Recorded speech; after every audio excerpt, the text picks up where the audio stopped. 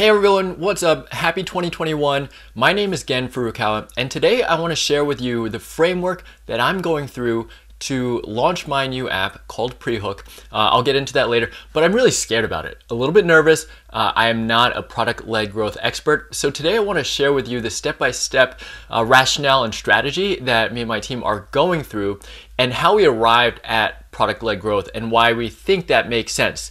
All right, so let's get into it. First, though, I do want to say, please do reach out. I did this talk last year in 2020 for a different topic, but I met some really cool people afterwards who reached out on LinkedIn and emailed me, and I would highly encourage you to do that. That's kind of like the best part about this, but unfortunately in the pandemic we can't do it in person. So anyway, I'll have my contact information at the back, but my name is Furukawa. You can easily find me online or on LinkedIn, Twitter. But let's connect. All right, so let's get into it. So what I'm going to share with you today is how we arrived at this product-led growth. There is the component of pricing. So we are not yet launched. We're going to be launching probably in mid-February. It's a Shopify app, so it needs to go through the process of approval on the Shopify ecosystem. But the pricing is one of the underpinnings of this product-led growth strategy for us. Then there was a component of competitive analysis, seeing where we might fit in to the existing products that are very similar and offer similar benefits and features to what we're doing. And then the third part is the product-led strategy, how we're going to differentiate. And it is a little bit harder because even in the time since we've started building this in mid-summer of 2020, there have been a couple apps that have come up and launched very similar to what we're trying to do. So how do we differentiate? How might we stand out to potential customers? So I do want to reiterate that these are experiments. We have not yet launched. I'm not a product-led growth expert, but I am taking on the marketing and sales of this. And this seems to me to be the most logical and rational way to go to market. So a little bit about exactly what we are launching. So it is called Prehook, prehook.com, and it's interactive quizzes for Shopify merchants. You might have come across this. I'll get to a few examples later, but basically for e-commerce brands, or an e-commerce site, say you're looking for moisturizers, you go to a site, fill out a couple questions, quick questions. These are interactive and engaging questions. The goal ultimately is to help merchants increase their conversion rate. And we are hoping to arrive at this by understanding what the shoppers are looking for. What goals, problems, objectives do they have, and what product meets their goals. So the main benefit is that you're able to recommend the most relevant product and therefore increase the conversion rate. In that process of filling out a quiz, there's often an email opt-in. Sometimes it's skippable, but from there you're able to generate more leads, build your list faster. This is super important for any business, e-commerce in particular, where email marketing might be 20 to 30% of overall sales. And then just in general, it's a better customer experience. We're all often stuck at home in the pandemic, can't go out shopping in person to retail outlets where you might be able to interact with an in-person sales associate. The quiz steps in and does this for the brand. So by putting forth a few very thoughtful strategic questions, the merchants are able to gather relevant information, send it to the CRM along with the email, and then create more tailored and relevant campaigns down the line. So I was talking about a few examples here. The quiz is effective for a variety of niches and industries. Here, Sephora, for example, has a skincare finder. What are you looking for? So in some ways, it's a little bit like a filter to surface the most relevant product. Daily Harvest, for example, they are trying to understand what a shopper is looking for in terms of what their food tastes are so that they can get a better monthly recurring box of food delivered to them. Warby Parker, for example, on the right, they ask a series of questions to understand what the face shape is, the gender, the style, the preferences, and then from there offer the most relevant frame of glasses, whether it's optical glasses to help you see better or sunglasses.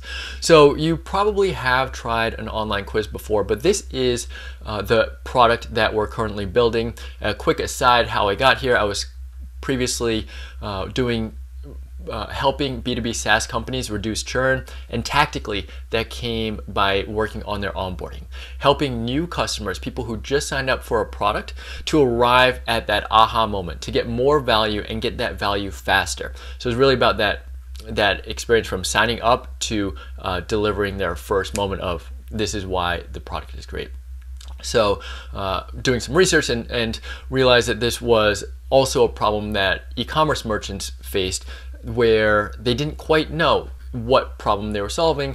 They have a variety of SKUs and products that they could show, but what is it that the shopper is looking for? And a quiz helps identify that, surface those key insights to help the merchants get a better view into what their shoppers are actually looking for.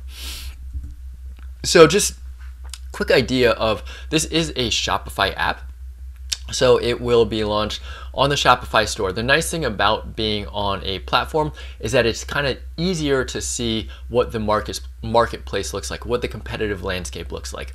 So this is one take on what the Shopify ecosystem looks like, done by e-commerce tech.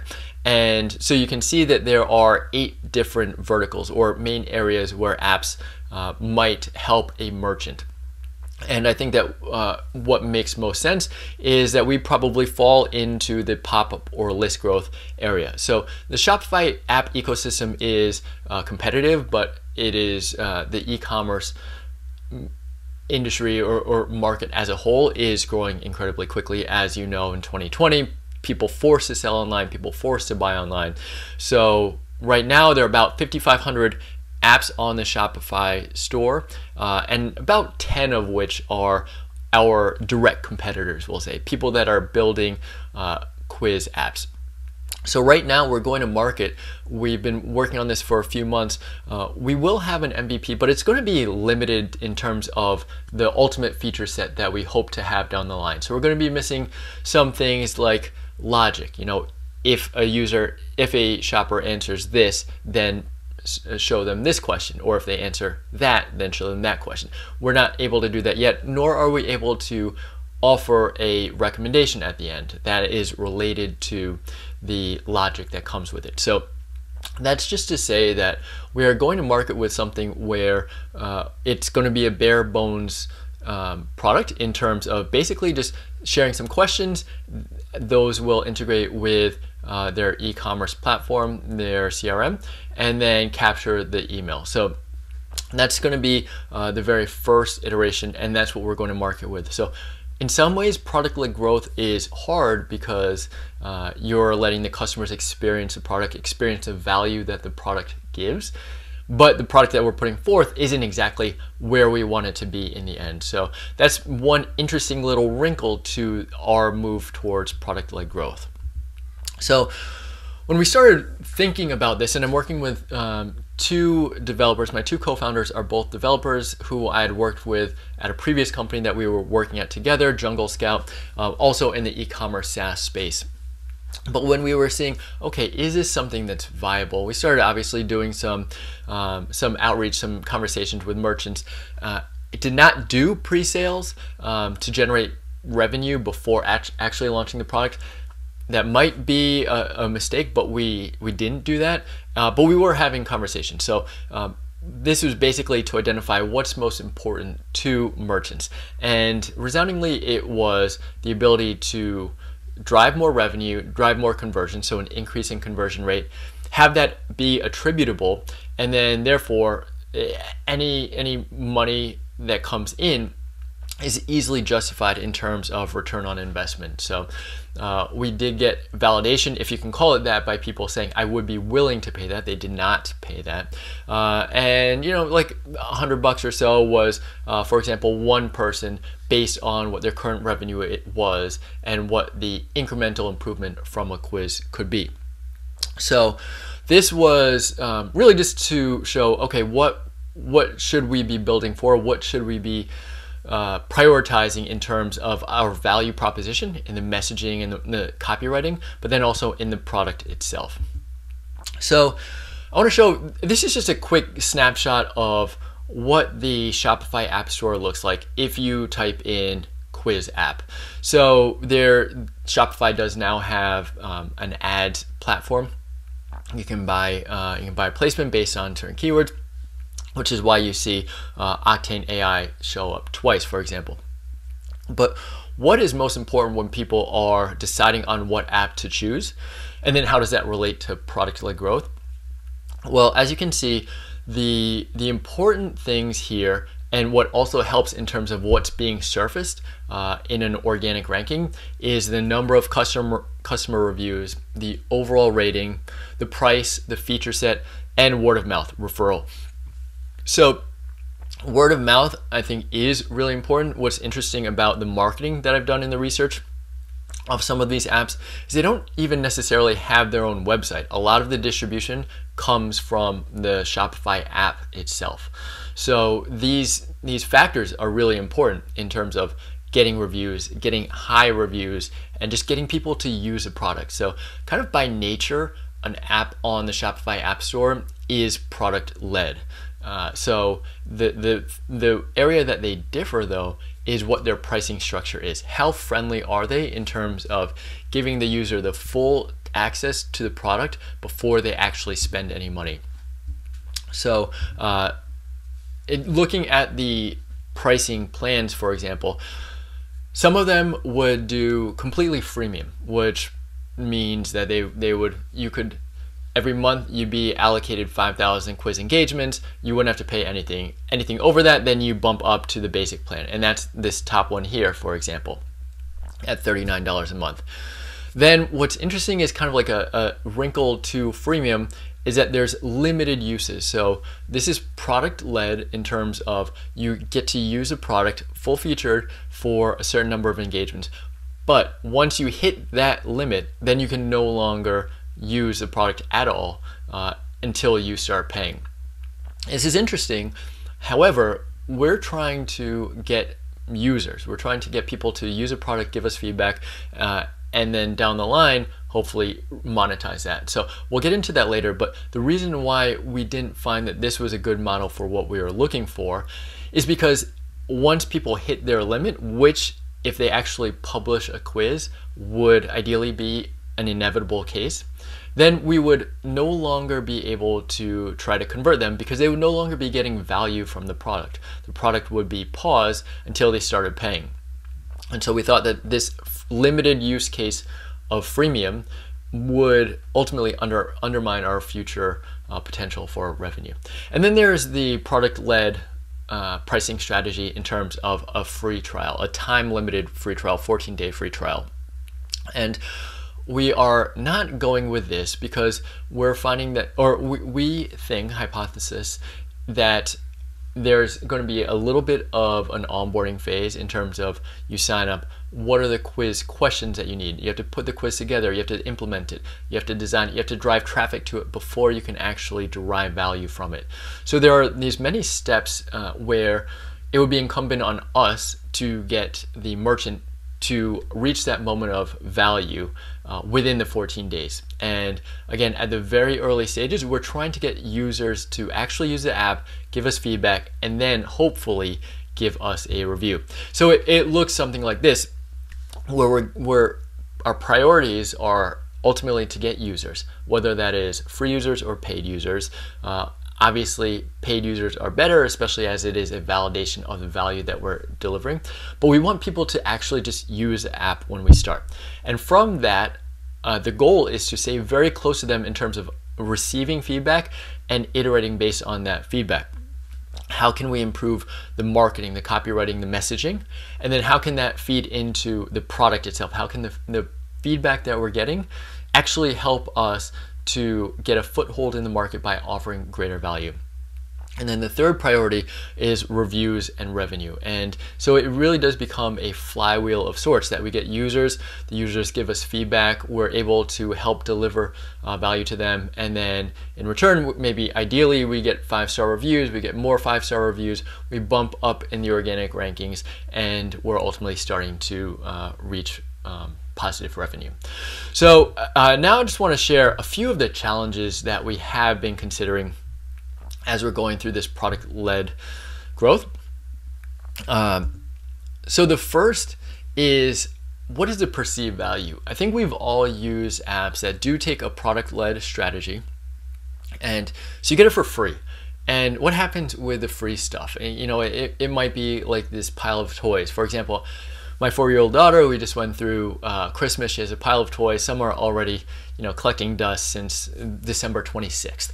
And we do not want to fall into that pile of unused goods. And we think maybe the biggest challenge might be, if you don't pay for it, you don't value it. Users will always value something that they have a stake in, that they've put money towards. And if we are free, then it's easy to fall in the pile of tools that are free. It'd be nice, but it's kind of a pain to get installed, or it's not that helpful. And so that's maybe one challenge that we're facing with product-led growth. The other is, how quick are they to actually make it work? If you're paying for something, you want to learn it, you want to optimize it, and you want to drive traffic to it to get the most value out of it. I mean, I think that the quiz offers tremendous value hypothetically. Increase your conversion rate, learn more about the people that are on your site, extract those insights, and then create tailored, relevant marketing campaigns down the line. I mean, that all is well and good, but what if the merchants, the users, don't actually have the patience to get to that point? So will they be quicker to churn if they don't have a monetary investment? So this is something that's very much at the forefront of our mind as we are considering our pricing and product-led growth strategy. The other thing is, are we going to undermine our revenue potential with a product-led strategy? So we have not yet launched. We'll be launching in, say, a month. How long will we defer revenue if we're not actually forcing users to get revenue, to pay to use a product? This is by definition what product-led is about, that users experience a product without any sales pressuring them, or without trying it or buying it sight unseen to actually use a product. That's what product-led growth is about. But what if our product is an MVP? What if it has limitations and shortcomings that other products in the market do not have? So then it comes to kind of like just the nuts and bolts of a P&L, a profit and loss statement, or sustainability. Can we acquire enough customers who are on the free plan and get enough of those to convert in order to even just sustain us as we're starting out? So these are serious concerns in terms of the pricing model, but nevertheless, we are going for it. And that's why I titled this talk, Product-Led Growth Scares Me, but I'm all in. So let's go into what some of our goals are. So how can we stand out? And I think that one of the beautiful things about product-led growth is that it is all about the customer value. There's a very customer-centric mentality here, and I think that prioritizing that is going to be super important for us in order to succeed. How fast can we deliver value? How fast can we get merchants to see, okay, they're getting more leads, they're able to create those segmented campaigns, email campaigns based on the info from the quiz. They're able to surface the right product and recommend the right product as a result of the quiz.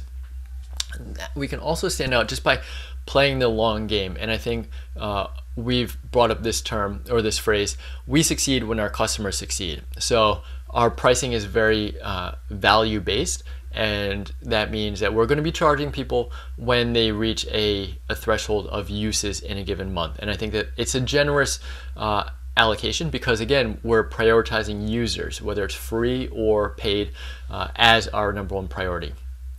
And then the third way that we think that we can stand out is just to become indispensable. And that's to say that if you look at certain e-commerce brands, like Ipsy, for example, a fashion brand, their whole onboarding process of new customers or even people who register begins with a quiz. And that quiz is super important, particularly for brands that have recurring revenue, subscription model e-commerce, because the insights gained at the very beginning of that customer journey are super important to ensure that the merchant can, month over month, send product that will delight and surprise customers, that will keep them excited, that will keep them happily paying month over month. And so that comes from the quiz. And so we think that if we're able to become a indispensable part of their marketing and product, then we are going to stand out. So here's how some of the product-led strategy might play out. So this is a screenshot from the app. It's in our staging environment. But one thing is that we're going to build out an extensive template library. Now, templates, that's kind of like almost a par for the course requirement, but we're trying to think of every single use case, every single niche industry, and create a well-designed, a beautiful pre-made template that makes it super easy for customers to almost plug and play. And the goal here is to make it easy to onboard so that they don't have to think. So we've created the quiz questions for them, and then all of a sudden it's an easy path for them to sign up, choose their quiz questions, make some tweaks to the design, and then publish to their site. And in terms of publishing, that is also one way that we hope to make it easier to accelerate the path from registration to AHA. And that means removing the barriers to entry. So one of the things that's important, and that a lot of the competitive products do, whether it's a quiz app on Shopify or others, is to have a no-code implementation or no technical expertise required. So we want to remove the challenge of technology and encourage usage quickly, so that it's really easy for users to take a snippet of code, paste it in their template, in their Shopify store builder, and then publish it. And so that's something that we have been working on in terms of just making it super easy to basically grab your quiz code snippet and then publish it. So this is a quote that I really like from Patrick Campbell, is that freemium is an acquisition model, not a revenue model. So this is just a real reminder for us that it's a way for us to get users in the door, but we cannot rely on getting a ton of users and then just giving it away for free. That there comes a point where we can no longer provide where product-led growth has its limitations in terms of how much a user can use a product, to what extent, like whether it's features or number of users, number of quizzes that can be taken. So this is just a real reminder for us that this is our way to get a foot in the door using this product-led growth to offer it for free, offer more usage than what some of the competitors are, take more of a care or time in terms of onboarding. I know that's not product-led, that's very manual and might not scale, but we are early in the process of launching. There are other similar products that are more robust in terms of features, and also more reviews, more users, more word of mouth. So we are starting at a bit of a handicap in that sense, but we think going forward that if we're able to help onboard, if we're able to take a real kind of like a one-person customer success team, then that can help us differentiate. But ultimately, what's really important from this note is that it's just an acquisition strategy. We cannot rely on freemium, giving the product away in terms as a revenue strategy. So what are we thinking about in terms of our success, and what are we prioritizing? I think that these might be very specific to this app, but they can be extrapolated into most SaaS products, pure play SaaS products. And that's going to be just product usage, and specifically for us, that's a number of active quizzes, and that's just one proxy of how much are we actually adding value to the merchant, how much are they driving traffic to it, whether that's paid or whether it's direct from the website itself, and then from there, how much are we able to convert the free users into paid users. Mind you, like I said, this is going to be an MVP, so our feature set for the paid plans is pretty much the same as the free plans at this point. The only difference is how much they're actually using it. So the more we're able to monetize is a direct correlation to how much users are actually using it. And then the third thing is how are we going to differentiate and add more value to customers? That's a little bit fluffy. It's hard to tie a specific number or metric to that, but that's one of the things that we're really prioritizing at the very early stage of our launch. So the main goal and the main benefit of product-led growth is that we're able to get the product in users' hands and then get feedback from there. I think that's our main priority at this early stage of pre-launch and soon after our launch when we're in beta. So what we're thinking about is how can we learn more from customers and deliver more value quicker.